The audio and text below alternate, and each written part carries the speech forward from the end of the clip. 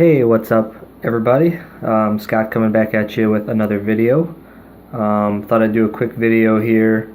Haven't gotten a whole lot in recently, but I have two cards I got in that I'll talk about.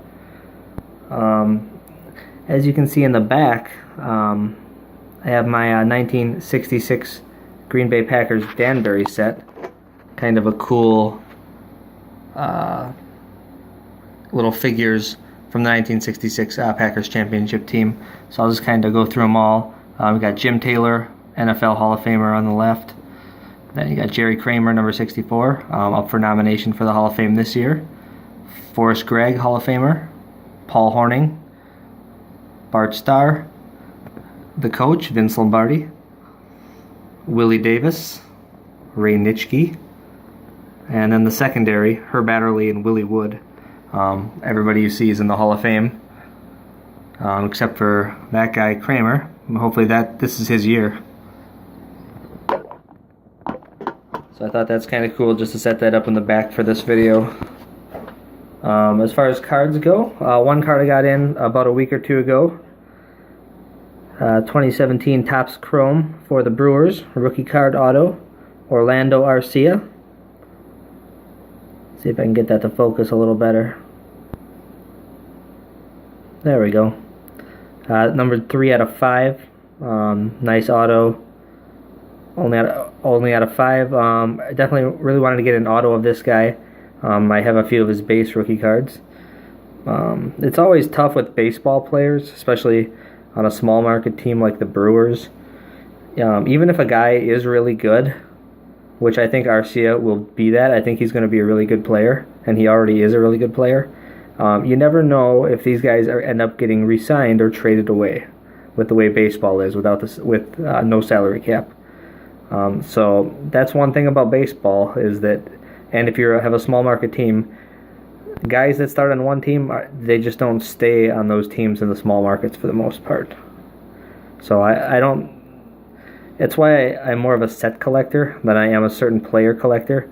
I would hate to load up on Orlando Arcia autographs and then have him actually be really good, like I thought he'd be, but then he'd leave the Brewers.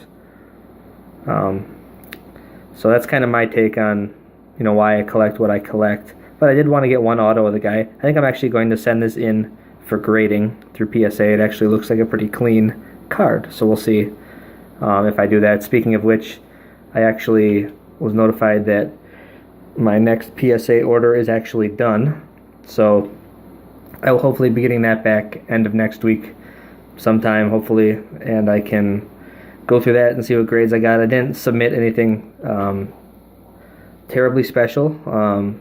There's a couple cards for the set that I was hoping to get just better grades than what I had for the Packers Hall of Fame set, but nothing of extreme value or anything like that. I think Mark Lee was one of the cards. He was a guy that, along with Donald Driver, just got added to the Packers Team Hall of Fame this year. So I did submit, I think, 3. I want to say 3 Mark Lees, hoping to get a 10. So we'll see what happens with that. I'll probably know late next week or early the following week, and then I'll probably make a video for the submission results.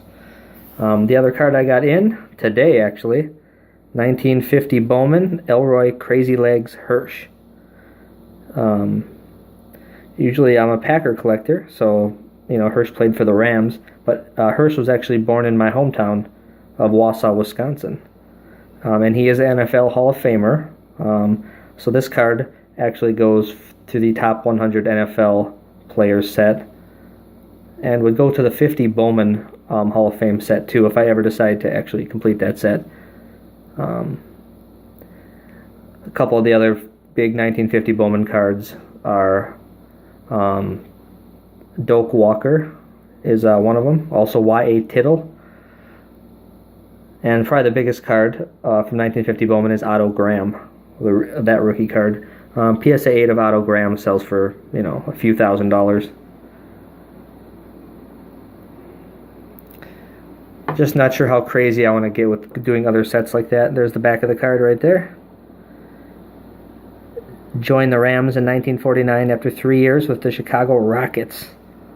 All-American, Wisconsin, 1942. Then he did go to Michigan for 43 and served in World War II in the Marines from 44 to 45. Kind of neat. So yeah, I was really stoked that this card came up. I've been watching for one for a while. There's actually is an 8.5 still on eBay that an acquaintance of mine actually has for sale.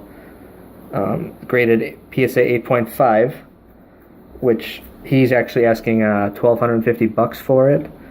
I'm more comfortable around the $950 range. He didn't offer to come down as much as I would have liked, so I just decided to buy a 7. Paid about, I think I paid $210 for this particular card here, and that's, you know, actually a fairly good price for this card. Pretty sharp looking PSA 7. So I was really happy to get this card and add it to my collection. As far as the Hall of Fame set goes, nothing new, like I said. Haven't seen any cards come up, no upgrades.